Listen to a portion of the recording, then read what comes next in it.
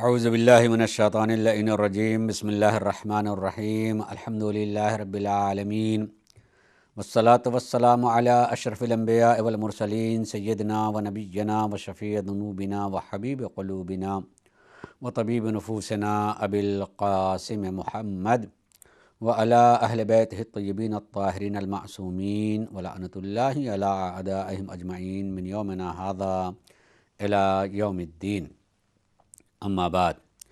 سامعین و ناظرین کرام، نہج البلاغہ صحیفہ نور کے عنوان سے میں مسلسل سرکار مولا کائنات حضرت علی بن ابی طالب علیہ الصلاۃ والسلام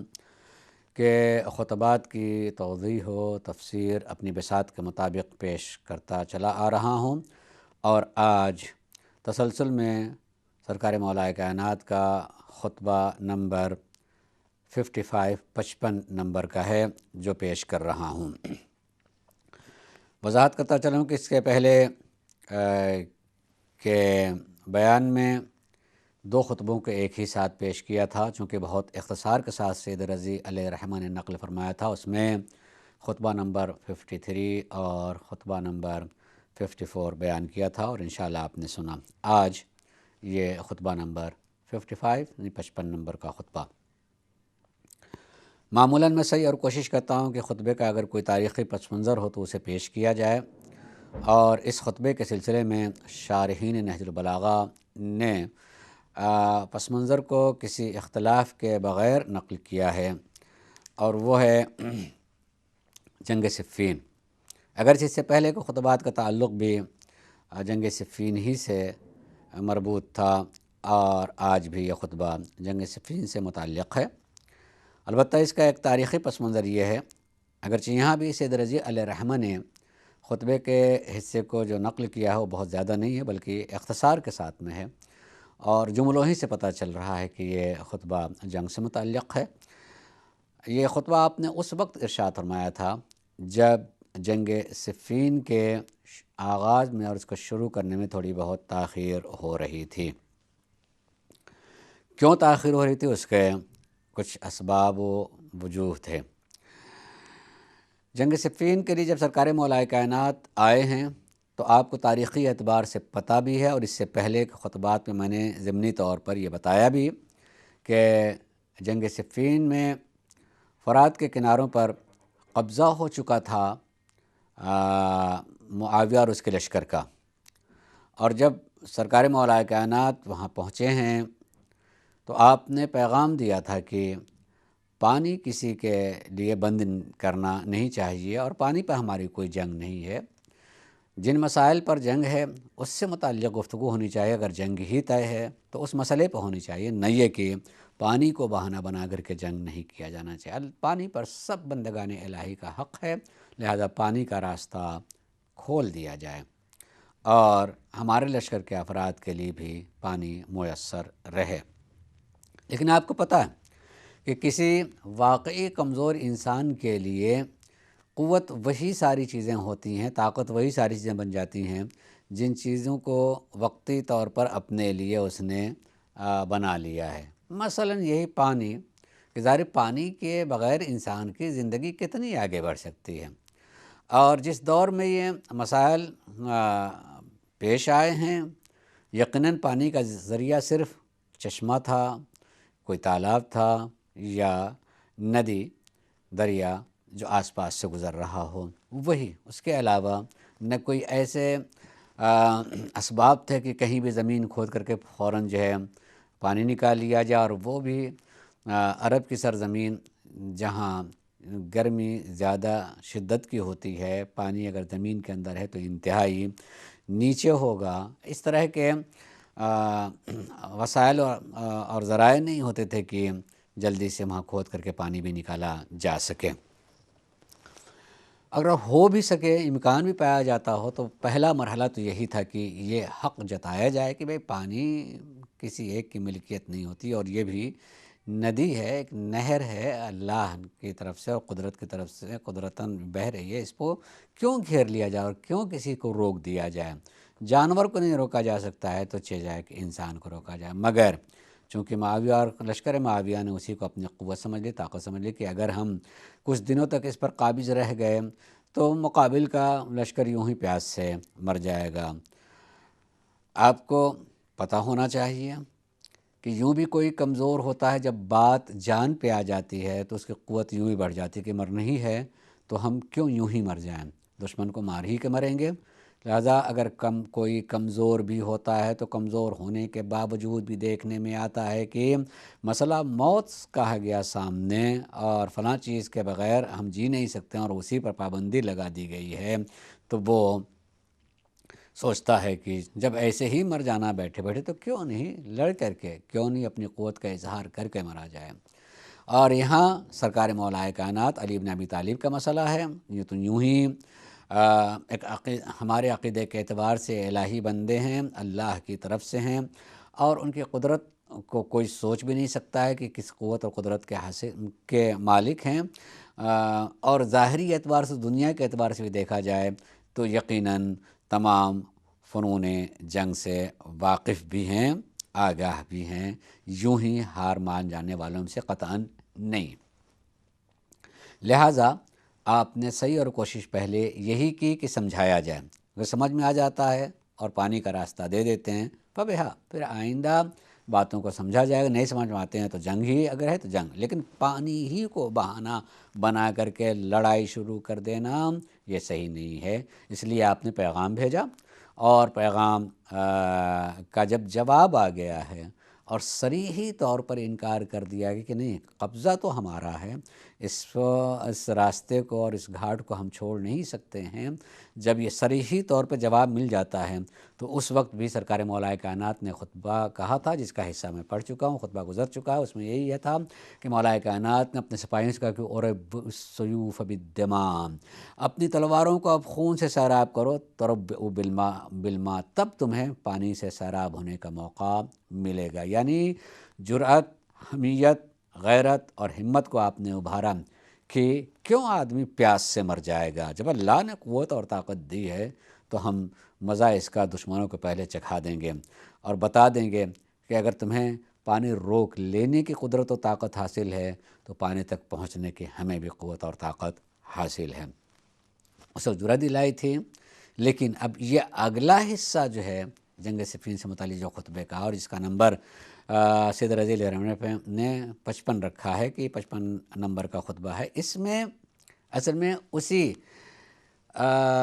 پانی تک پہنچ جانے کے بعد جب اس نہر اور اس ندی کے گھاٹ کو اپنے قبضے میں لے لیا تو علی کی ذات سے آدمی سوچ بھی نہیں سکتا کہ جیسے ان لوگوں نے قبضہ کر لیا تھا اور راستہ نہیں دے رہے ہیں تو علی بھی اس پر قبضہ کر لینے کے بعد راستہ نہیں دیں گے۔ لیکن دشمن یہی سوچ رہا ہے کہ جب ہم نے روکا تھا اور ان کو نہیں آنے دیا ہے، ہم شکست کھا کر کے پیچھے ہو گئے ہیں اور اب ان کا قبضہ ہو گیا ہے، تو شاید ہمیں سبق سکھانے کے لیے ہمیں بھی وہاں تک آنے نہیں دیں گے، یا کم سے کم یہ خیال رہا ہوگا کہ اب اگر ہم جائیں گے تو کہیں ہماری موت نہ سامنے آ جائے کہ ہم نے جب ان کے لیے پانی بند کر دیا تو ہمیں کیوں پانی تک آنے دیں گے، وہ ہمیں موت کے گھاٹ اتار دیں گے۔ لیکن سرکار مولا کائنات نے انہیں اس گھاٹ سے دور کرنے کے بعد جگہ خالی کر دی، پیچھے آ گئے ہیں، لیکن اپنی طرف سے کوئی پیغام بھی نہیں پہنچا رہے ہیں کہ لو اب ہمارا مقصد حاصل ہو گیا، اور جو بات میں نے کہی تھی کہ پانی سب کے لیے ہے، تم بھی پیو، ہم بھی پی رہے ہیں، اس طرح کے کوئی اپنے طرف سے بھی کوئی قاصد بھی نہیں بھیجا ہے، اور ادھر سے بھی کوئی نہیں آ رہا ہے کہ اب کیا ہونا ہے، کیا ہم گھاٹ تک آ سکتے ہیں، کیا ہم پانی پی سکتے ہیں، نہیں پی سکتے ہیں۔ نتیجے میں تاخیر ہو گئی، دیر ہو گئی، حتیٰ کہ تاریخی اعتبار سے 2-3 دنوں کا وقفہ ہو گیا، نہ ادھر سے کوئی آدمی ادھر گیا ہے، نہ ادھر سے کوئی آدمی ادھر آیا ہے۔ ادھر سے خوف یہ ہے، ڈر یہ ہے کہ اگر ہم جائیں گے تو ہم مارے جائیں گے، اگر ہم نے جب ان کے لیے پانی روکا تھا تو ہم کس منہ سے پانی لینے کے لیے جائیں، لہٰذا نہیں آ رہے ہیں۔ لیکن کوئی قاصد، دیکھیے یہ بھی آپ کے ذہن میں رہے کہ اس زمانے میں قاصد بھیجے جاتے تھے، پیغامبر جو ہے آیا جایا کرتے تھے، اور ان کی کوئی نہ کوئی ایک علامت ہوتی تھی، اس علامت کی بنیاد پر پہچان لیا جاتا تھا کہ یہ کون ہے، اس کو امنیت دی جاتی تھی، اس کو حفاظت کی جاتی تھی تاکہ وہ آئے اور اپنی بات کو کہے، یا اگر کسی کی بات ہے تو اس بات کو پہنچائے دونوں طرف سے۔ ایسا ہونے کے بعد جب معاویہ کے لشکر نے قبضہ کیا تھا تو علی نے قاصد بھیجا تھا، پیغام بھیجا تھا کہ نہیں، پانی پہ لڑائی نہیں ہونی چاہیے، لیکن جب خود آپ نے ان کو پیچھے ہٹا دیا تو ہٹا دینے کے بعد اب ظاہراً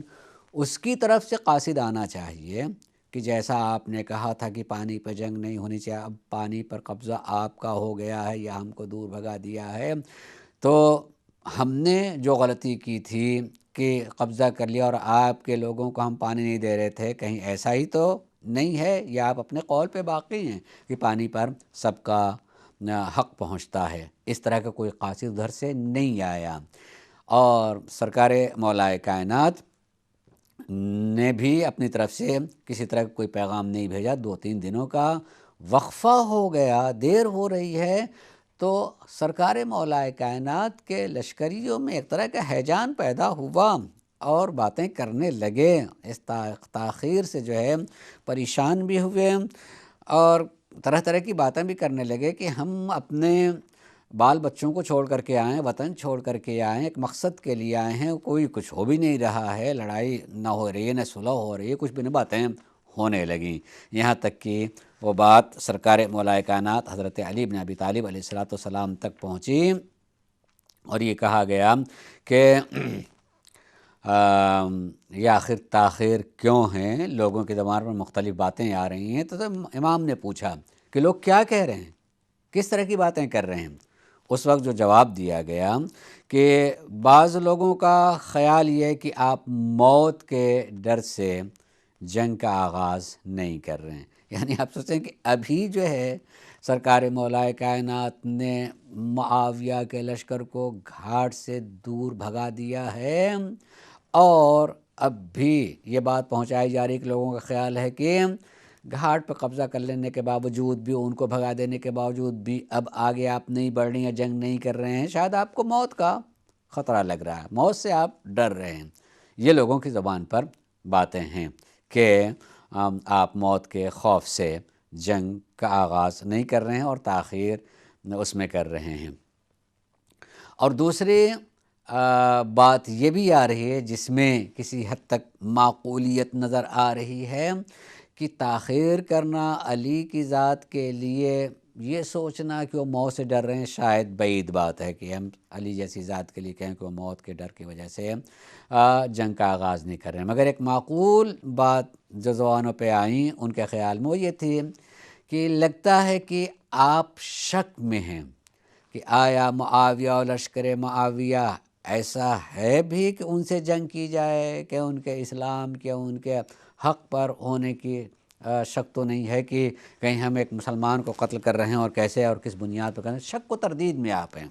کہ آخر کیوں ان کو مارا جائے، آخر کیوں ان سے جنگ کی جائے، اس طرح کی کوئی شک و شبہ ہوگا آپ کے ذہن میں، تردید ہو کے آپ کے ذہن میں، اس کی بنیاد پر آپ تاخیر کر رہے ہیں۔ سرکار مولا کائنات کو جب یہ دونوں باتیں معلوم ہوئیں کہ اس طرح کی باتیں سوچی جا رہی ہیں یا کہی جا رہی ہیں، تب آپ نے اس وقت خطبہ یہ ارشاد فرمایا ہے، خطبہ نمبر 55، گویا کہ آپ کے ذہن میں پورا پس منظر آ گیا، تاریخی پس منظر آ گیا کہ جنگ صفین میں نہر فرات پر قبضہ تھا لشکر معاویہ کا، اور پانی تک لشکر علی کو جانے سے روک دیا گیا تھا۔ علی نے پہلے سمجھایا، پیغام بھیجا کہ ایسا نہیں کرنا چاہیے کہ پانی کسی کا روک دیا جائے، لیکن جب انہیں سمجھ میں نہیں آیا، انہوں نے طے ہی کر لیا کہ نہیں، ہم لشکر علی کو پانی تک پہنچنے نہیں دیں گے، تو سرکار مولا کائنات نے اپنے سپاہیوں کو للکارا کہ رب السیوف بالدماء، پہلی اپنی تلواروں کو خون سے سیراب کرو، یعنی جنگ کرو، جب تک اپنی جرأت اور شجاعت کا مظاہرہ نہیں کرو گے تم یوں ہی پیاس سے مر جاؤ گے، لہٰذا یہ موقع اور محل ہے، پانی پالو گے تو حیاتکم فی موتکم، تو یاد رکھو کہ مر بھی جاؤ گے تب زندہ رہو گے، لیکن اگر اپنی جرأت اور شجاعت کا مظاہرہ نہیں کیا تو زندہ رہ کر کے بھی تم مر جاؤ گے، تم مر جاؤ گے۔ گویا سرکار مولا کائنات نے بتایا کہ حقیقت میں زندگی نام ہے مقصد کا پا لینا. انسان مقصد پا کے مر بھی جائے یا مقصد پانے کی راہ میں مر جائے تو مرتا نہیں ہے، وہ ہمیشہ زندہ رہتا ہے. اور مقصد کھو کے زندہ بھی رہے، کھاتا پیتا رہے، تو وہ اصل میں زندہ نہیں ہے، زمین پر چلتی پھرتی لاش کے مانند ہوا کرتا ہے انسان. یہ جرات اور ہمت کے نتیجے میں آپ نے فرات کے گھاٹ کو اپنے قبضے میں کر لیا، خالی کرا لیا فرات کو. لیکن اب جو ہے نہ ادھر سے آدمی آ رہا، نہ ادھر سے کوئی جا رہا، اور نہ جب باقاعدہ کوئی جنگ شروع ہو رہی ہے. تاخیر ہو گئی، 3 دنوں کا فاصلہ ہو گیا، لوگوں میں چیگومیاں شروع ہو گئیں. اور چیگومیوں میں سے 2 باتیں سامنے آئی کہ یا تو موت سے ڈر رہے ہیں اس لیے جنگ کو میں تاخیر کی جا رہی ہے، یا یہ کہ شک و شبہ ہے کہ ان سے جنگ کرنا جائز بھی ہے یا نہیں ہے. اس شک کی بنیاد پر شاید جنگ نہیں ہو رہی ہے. مولا نے جب یہ دونوں باتوں کو سنا تو آپ نے کیا ارشاد فرمایا؟ غور کیجئے گا، لفظ میں پڑھ رہا ہوں. خطبے کے الفاظ ہیں جہاں سے سید رضی علیہ الرحمہ نے نقل فرمایا ہے: اما قولکم اکل ذالک کراہیت الموت فواللہ ما وبالی دخلت الی الموت او خرج الموت الیہ. سرکار مولا کائنات نے کہا جہاں تک یہ بات تمہاری ہے جو تم لوگ یہ کہہ رہے ہو کہ میں موت سے بچنے کے لیے، موت کے خوف کی وجہ سے، موت کے ڈر کی وجہ سے جنگ نہیں کر رہا ہوں، فواللہ، تو قسم ہے پروردگار عالم کی. میں نے کئی جگہوں پر اس طرح کے جملے کی تھوڑی بہت شرح کرنے کی کوشش کی ہے، اور پھر ایک مرتبہ کہہ رہا ہوں کہ سرکار مولا کائنات یہ کہہ سکتے کہ نہیں، مجھے کوئی موت کا خطرہ نہیں ہے، لیکن آپ نے قسم پہلے کھائی. حقیقی معنوں میں قسم کہا ہی جاتا ہے شرعی قسم، جو لفظ واو سے یا بے سے یا تے سے قسم کھائی جائے. واللہ، باللہ، تاللہ، یہی قسم شرعی ہوتی ہے. اگر انسان نے واللہ، باللہ اور تاللہ کہا، یعنی اللہ کی قسم کھائی ہے واو کے لفظ سے، بے کے لفظ سے، تا کے لفظ سے، تو اگر یہ شرعی قسم ہو جائے گی اور اس کے خلاف کوئی کام کر رہا ہے، گنہگار ہوگا، بہت بڑا گناہ ہے. تو عزیزو، امام قسم کھا رہے ہیں اور سب سے بڑی اور شرعی قسم کھا رہے ہیں. واللہ، فواللہ، قسم ہے اللہ کی. ما ابالی دخلت الی الموت، مجھے اس کی پرواہ نہیں ہوتی کہ میں موت پہ جا پڑوں، اور نہ اس کی پرواہ مجھے ہوتی ہے کہ موت مجھ پر آ پڑے. میں موت کی طرف بڑھ جاؤں یا موت میری طرف بڑھ جائے، مجھے اس کی کوئی پرواہ نہیں ہے. نہیں میں کامیاب ہو جاؤں یا میں کسی کی تلوار کی زد میں آ جاؤں، علی کو اس بات کا کوئی خوف نہیں ہوتا. اور حقیقی معنوں میں اس بات کو جاننا چاہیے کہ جس کا یہ ایمان ہو، جو اپنے ایمان کی آنکھوں سے دیکھ رہا ہو کہ شہادت زندگی کا نام ہے، شہادت زندگی ہی کا نام ہے، پلٹ کر کے آئے تو بھی زندہ ہے، شہید ہو گیا تو بھی زندہ ہے. مقصد زندہ رہنا ہے، بھاگ جانا یہ موت ہوتی ہے، ڈر جانا یہ اصل میں موت ہے. تو سرکار مولا کائنات اپنے ایمان کو بتا رہے ہیں اور دنیا کو یہ پیغام بھی دینا چاہتے ہیں کہ انسان کا ایمان ایسا ہونا چاہیے، کم سے کم اس حد تک تو ہو کہ وہ موت کے آئینے میں اپنی زندگی کو دیکھ رہا ہو کہ اصل میں وہ موت نہیں ہے. چونکہ ہم حق پہ ہیں تو حق پر اگر ہم تلوار کی زد میں بھی آ جاتے ہیں، ہماری گردن کٹ بھی جاتی ہے، ہمارا سر اڑا بھی دیا جاتا ہے، تو سانس لینا رک جائے گا، مگر زندگی کا تسلسل ختم ہونے والا نہیں ہے. قرآن اس کو پکار کر کے کہے گا، اور ساری کائنات کو پکار کر کے قرآن کہے گا کہ لا تحسبن الذین قتلوا فی سبیل اللہ، جو اللہ کی راہ میں قتل ہو گیا ہے اس کو کبھی سوچنا بھی نہیں کہ وہ مر گیا ہے. وہ مر گیا ہے، وہ مرتا نہیں ہے. سوچنے پر بھی پابندی لگا دی قرآن نے کہ تم سوچنا بھی کبھی نہیں کہ وہ مر گیا ہے، بلکہ اللہ کے پاس سے اسے رزق ملتا ہے، وہ زندہ اللہ کے پاس سے اسے رزق ملا کرتا ہے. تو قرآن نے سب کی سوچ پر بھی، فکر پر بھی پابندی لگا دی ہے کہ اللہ کی راہ میں مر جانے والا اصل میں مرتا نہیں ہے. تو کیا قرآن کے کلمات پر علی سے زیادہ کوئی ایمان رکھنے والا ہے؟ جن کی محبت لوگوں کے ایمان بنے، اس کے ایمان کا کوئی اندازہ لگا سکتا ہے۔ لہٰذا علی کہتے ہیں مجھے اس کی پرواہ کوئی نہیں ہوتی ہے کہ میں موت پہ جا پڑوں، کہ میری تلوار سے کوئی مر جائے یا کسی کی تلوار میرے سر کو جدا کر دے، مجھے اس کی پرواہ نہیں ہے۔ اس لیے مجھے معلوم ہے کہ زندگی ہے اسی راہ میں زندہ رکھنا، اس لیے آپ نے فرمایا قسم ہے پروردگار عالم کی مجھے اس بات کی پرواہ۔ تو پہلا جواب ہوگا کہ جن لوگوں کی یہ سوچ ہے، یہ فکر ہے، یہ سوچتے ہیں کہ میں موت کو ناپسند کرتا ہوں اور موت کے ڈر کی وجہ سے میں جنگ کو شروع نہیں کر رہا ہوں، تو علی کو اس کی کبھی فکر نہیں ہوئی ہے کہ موت مجھ پر آ پڑے گی کہ میں موت پر جا پڑوں گا۔ اور یہ پہلی مرتبہ نہیں کہ سرکار مولا کائنات نے جملہ ارشاد فرمایا ہو، بلکہ آپ کو بہت سارے خطبات میں اس کا ذکر ملے گا۔ مثلا ایک جگہ آپ نے ارشاد فرمایا کہ واللہ دیکھیں وہاں بھی سرکار مولا کائنات نے قسم کہا، اور وہی بڑی اور عظیم ترین قسم کہا کہ واللہ لابن ابی طالب آنسو بالموت من الطفل بثدی امہ، قسم ہے پروردگار عالم کی علی موت سے اس چیز سے بھی زیادہ مانوس ہے جتنا ایک بچہ اپنی ماں کے دودھ سے مانوس ہو سکتا ہے، علی کی ذات اس سے کہیں زیادہ مانوس ہے اور انسیت رکھتا ہے۔ کس چیز سے؟ وہ موت سے مانوس ہے۔ یہ ایک جگہ آپ نے ارشاد فرمایا ہے، اور دوسری جگہ یہ بھی ارشاد فرمایا کہ والذی نفس ابن ابی طالب بیدہ لألف ضربۃ بالسیف اہون علی من میتۃ علی الفراش فی غیر طاعت اللہ۔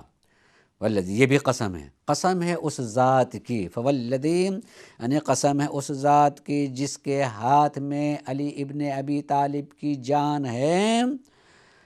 اس ذات کی قسم علی پر 1000 تلوار کی ضرب لگائی جائے، اور 1000 تلوار کی ضرب بھی میرے لیے بہت آسان ہے، اس موت سے جو کہ اللہ کی اطاعت سے خارج اور الگ موت فرش پہ آ جائے، سوئے پر بستر پہ آ جائے، سونے کی حالت میں، اس کے مقابلے میں اگر مجھے 1000 ضرب بھی کھانی پڑے، 1000 تلوار کے وار بھی سہنی پڑے، تو میرے لیے آسان ہے کہ اطاعت الہی میں آدمی کسی دوسرے کے ضرب سیف میں تلوار کی ضرب کے تحت آ کر کے اللہ کو پیارا ہو جائے۔ تو علی نے موت کے بارے میں ایک جگہ نہیں 10 جگہ یہ بات کہی ہے، اور جو ذرہ برابر بھی ذات علی سے کا عرفان رکھتا ہے، اس کے تصور کے کہیں دور دور بھی یہ بات نہیں آ سکتی، ہم و خیال سے دور دور بھی یہ بات نہیں آ سکتی ہے کہ علی موت سے ڈرتے ہوں، حق پہ ہوتے اور ملک مجسم حق ہوتے ہوئے کبھی موت کو فنا وہ سمجھتے ہی نہیں ہیں، حق پہ ہوتے ہوئے ہمیشہ موت کو زندگی جانتے ہیں اور دوسروں کو بتانا چاہتے ہیں کہ یہی واقعی زندگی اور ہمیشگی کی زندگی ہے، بھلا وہ موت سے کیوں ڈرے گا۔ تو پہلی بات کا جواب اور پہلے لوگوں کی بات کا جواب یہ دیا کہ تمہارا یہ خیال کہ علی موت سے ڈرتے ہیں، تو قسم ہے پروردگار عالم کے علی قطعاً اور قطعاً بھی موت سے نہیں ڈرتے ہیں، بلکہ موت سے اس سے بھی زیادہ، اس بچے سے بھی زیادہ مانوس ہوتے ہیں جو بچہ اپنی ماں کے دودھ سے جتنا مانوس ہوتا ہے۔ اس کے بعد دوسری بات کا جواب دیتے ہیں، اس پر غور کیجیے گا، اور بہت دلچسپ یہ بات کہ دوسرا خیال لوگوں کا تھا، اور اپنی زبان پہ جو الفاظ لے کر کے آئے تھے، جو بات لے کر کے آئے تھے، وہ کیا تھا کہ لگتا ہے کہ علی کو شک ہے اس بات میں کہ آیا ان سے لڑا بھی جا سکتا ہے کہ نہیں لڑا جا سکتا ہے۔ عجیب بات، کسی حد تک جو ہے سوچنے والی تھی اور بڑی بات تھی، لہذا اس کا جواب مولا کائنات دیتے ہیں، فرماتے ہیں کہ وَأَمَّا قَوْلُكُمْ، رہی یہ تمہاری بات جو یہ کہتے ہیں کہ شکن فی اہل الشام، کہ میں اہل شام کے بارے میں مشکوک ہوں کہ آیا اہل شام سے لڑا بھی جا سکتا ہے نہیں لڑا جا سکتا ہے، کہ ایسا نہ ہو کہ یہی ہمارے لیے بدبختی کا سبب بن جائے دین و دنیا میں، نعوذ باللہ۔ مثلا رہا یہ تمہاری بات یہ کہنا کہ میں مشکوک ہوں کہ اہل شام سے لڑ بھی سکتے ہیں لڑ سکتے ہیں، تو لو میں تمہیں بتا دیتا ہوں، فواللہ، پھر بات قسم کھا کر کے، پھر وہی عظیم قسم کھائی، فواللہ ما دفعت الحرب یوما الا وانا اطمع ان تلحق بی طائفۃ فتہتدی بی، قسم ہے پروردگار عالم کی، میں نے اگر ایک دن بھی جنگ کو ٹالا ہے تو اس شک میں نہیں کہ ان سے جنگ کی جا سکتی ہے یا نہیں کی جا سکتی ہے، بلکہ اس لیے ٹالا ہے کہ انا اطمع ان تلحق بی طائفۃ فتہتدی بی، کہ کوئی انہی میں سے کوئی گروہ، جماعت، کوئی فرد جو ہے مجھ سے ملحق ہو کر کے ذات علی سے ہدایت پا جائے۔ دیکھیں اسی میں ایک جواب بھی ہے، ذات علی سے ہدایت پا جائے، علی کی زبان بات اور ان کی ذات کے ذریعے سے اس کو ہدایت مل جائے، یہ خود جواب ہے کہ وہ ہدایت کے راہ پہ نہیں ہے، وہ ہدایت یافتہ نہیں ہیں، وہ دین اور راہ رسول سے بالکل الگ ہو چکے ہیں۔ امام فرماتے ہیں کہ میرا جنگ کا ٹالنا یا دیر کرنا اس بات کی علامت تم سمجھو کہ میں مشکوک ہوں کہ ان کے سے جنگ کی جا سکتی نہیں جی کی جا سکتی ہے، تو میں صرف آپ کو قسم کھا کے بتانا چاہتا ہوں کہ میں شک کی بنیاد پر تاخیر نہیں کر رہا ہوں، بلکہ اس بنیاد پر تاخیر کر رہا ہوں کہ امید رکھتا ہوں شاید اس موقع ملنے سے کی وجہ سے لوگ سوچیں، کچھ لوگ میری طرف آ جائیں اور شاید بات سمجھ میں آ جائے اور ذات علی کے نور سے ان کو ہدایت مل جائے، وہ ہدایت یافتہ ہو جائے۔ اور یہ بڑی بات، بلکہ اس سے یہ بات بھی سامنے آتی ہے، اس پر بھی غور کیجیے گا، یہ بھی بہت اہم بات ہے اور غور کرنے کی بات ہے کہ علی یہ بتانا چاہتے ہیں کہ سر کاٹ لینا ہی کمال نہیں ہے اور حل جنگ ہی نہیں ہوتے، بلکہ جنگ کو دوسری منزل ہونی چاہیے، پہلی منزل حل کے بات چیت ہے، بہکے ہوئے کو راہ راست پہ لانا ہے، باطل کے راستے پہ چلنے والوں کو حق کی روشنی دکھانی ہے۔ پہلا ہمارا کام یہ ہے، نہ یہ کہ سر کاٹ لینا، بلکہ کسی نے بڑی اچھی بات کہی ہے کہ سر کاٹنا آسان ہو سکتا ہے کہ کسی کا آدمی سر کاٹ لے، لیکن یعنی یوں کہوں کہ کافر کو ختم کر دینا آسان ہے، اس کے سر کو کاٹ لینا آسان ہے، مگر اس کافر کو اسلام کی روح پھونک کر کے زندگی دے دینا یہ سب سے بڑا کام ہوتا ہے کہ سب سے پہلے آدمی کافر کو مارنے کی نہ سوچے، کفر کو مارنے کی سوچے۔ یہ ہمیں کفر کو مارنے کے، آدمی کفر کو مار دے گا تو یہ حقیقی معنوں میں وہ عظیم کہے گا۔ علی موقع دے رہے ہیں کہ ان کے بے راہ روی کو ختم کیا جائے اور راہ راست پر ان کو لے کر کے آیا جائے، لہٰذا قسم کھا کے کہا کہ تمہارا خیال یہ غلط ہے کہ میں مشکوک ہوں، مجھے شک ہے کہ ان سے جنگ کرنا چاہیے کہ نہیں یہ کرنا چاہیے۔ یہ تاخیر کرنا صرف اس لیے ہے کہ علی کو ایک طرح کی لالچ ہے کہ شاید ان میں سے کوئی میرے قریب آ جائے اور شاید ہماری وجہ سے ان کو ہدایت مل جائے۔ تاریخ سلسلے میں بتاتی نہ جانے 3 دن کی تاخیر میں نہ جانے کتنے لوگ تھے جنہوں نے ہدایت پائی ہے، نام بھی تاریخوں میں ان کا آیا ہے کہ واقعاً اس تاخیر کی وجہ سے بہت سارے لوگ آئے ہیں۔ نہیں، دونوں طرف سے سپاہی ایک دوسرے کے قریب ہوتے تھے، جب تک جنگ کا اعلان نہیں ہوتا تو جنگ نہیں شروع ہوتی، بات ایک دوسرے کو جیسے ہماری زبان میں کہتے ہیں کہ سامنے آ گئے تو کوئی تنزیہ کلمہ کہہ دیا یا کوئی بات کہہ دی، اس طریقے ہوتے رہے۔ اس میں سے یہ حضرت آیت اللہ ناصر مکارم شیرازی نے ایک واقعے کو نقل کیا ہے کہ اسی طریقے سے جب آمنا سامنا کسی سپاہی کا، معاویہ کی طرف سے والے سپاہی کا علی کی طرف سے ایک سپاہی سے مقابلہ ہوتا ہے تو پوچھ لے کہ بھئی آخر کیوں تم جنگ پہ آئے ہو؟ تو اس نے کیا جواب دیا؟ اس نے جواب دیا کہ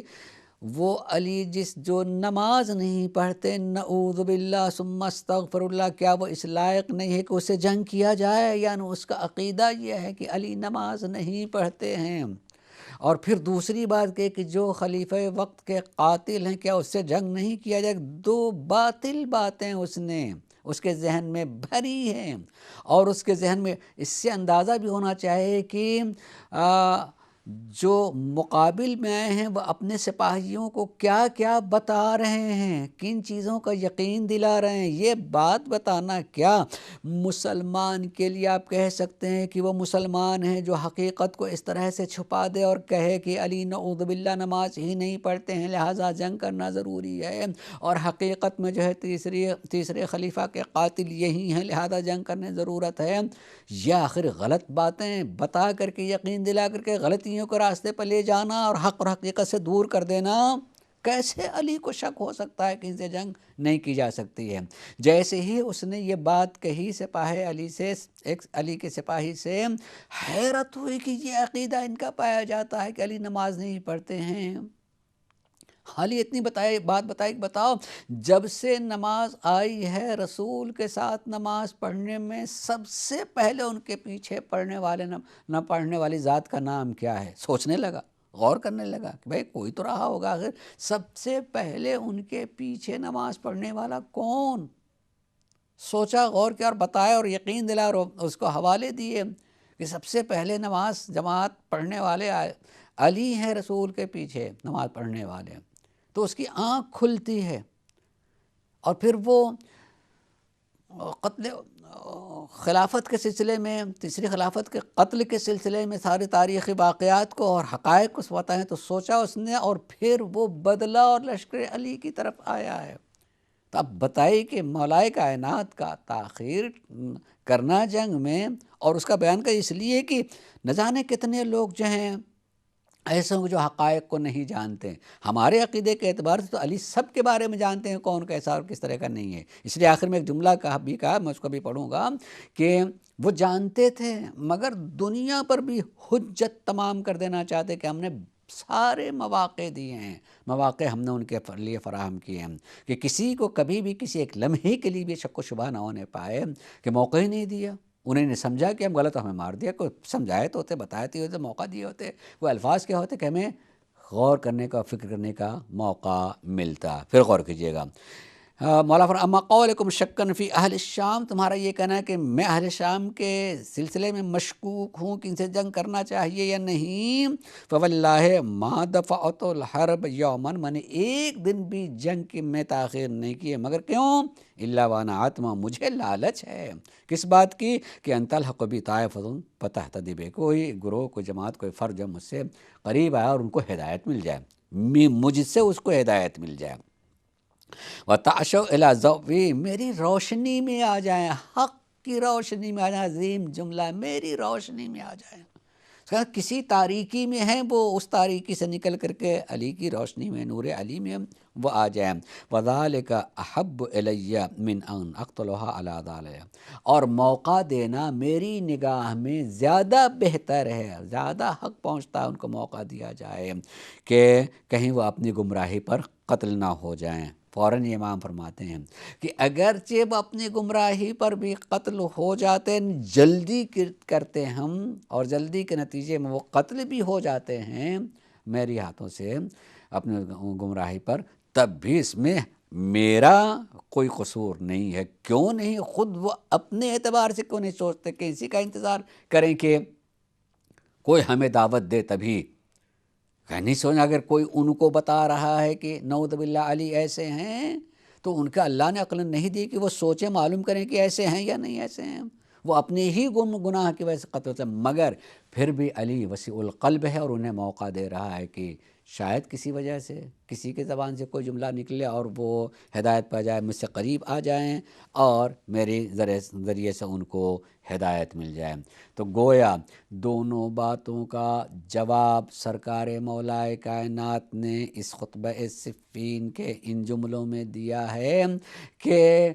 نہر فرات پر جہاں قبضہ تھا لشکر معاویہ کا، جب اس قبضے کو آپ نے چھڑا لیا ہے تو 3 دن گزر جاتے ہیں، نہ جنگ ہو رہی ہے، نہ ادھر سے کوئی آدمی جا رہا، نہ ادھر سے کوئی آ رہا، تو علی کے لشکر والے پریشان ہوتے ہیں، اور دو طرح کی باتیں ذہن میں آتی ہیں کہ یا تو آپ موت سے ڈر رہے ہیں اس لیے جنگ نہیں کر رہے ہیں، ہم اپنے بال بچوں کو چھوڑ کر کے آئے ہیں، یہاں بیٹھنے کے لیے نہیں، لڑنے کے لیے آئے ہیں، یا دوسری بات یہ ذہن میں آتی ہے، کچھ لوگوں کے ذہن میں یہ بات آئی ہے کہ آپ مشکوک ہیں اہل شام کے بارے میں کہ ان سے جنگ کرنا جائز بھی یا نہیں ناجائز یا جائز نہیں ہے، اور سرکار مولائے کائنات نے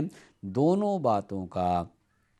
جواب دیا اور بالکل وضاحت کے ساتھ کہ ہر ایک پر بات واضح ہو جائے۔ سوال کے نتیجے میں جو جواب دیا ہے کہ امام فرماتے ہیں موت میرے لیے موت ڈر کے کوئی سبب ہی نہیں بن سکتی ہے۔ حق پر آدمی مر جائے وہ مر جانا نہیں ہوتا ہے بلکہ وہ زندگی ہوتی ہے، حیات ہوتی ہے۔ قرآن نے اس پر مہر لگا دیا ہے کہ اللہ کی راہ میں قتل ہونے والا زندہ رہا کرتا ہے۔ اور رہا شک کی بات تمہاری کہنا، تو میں کسی شک وقت کی وجہ سے مہلت نہیں دے رہا ہوں، یہ تاخیر نہیں کر رہا ہوں،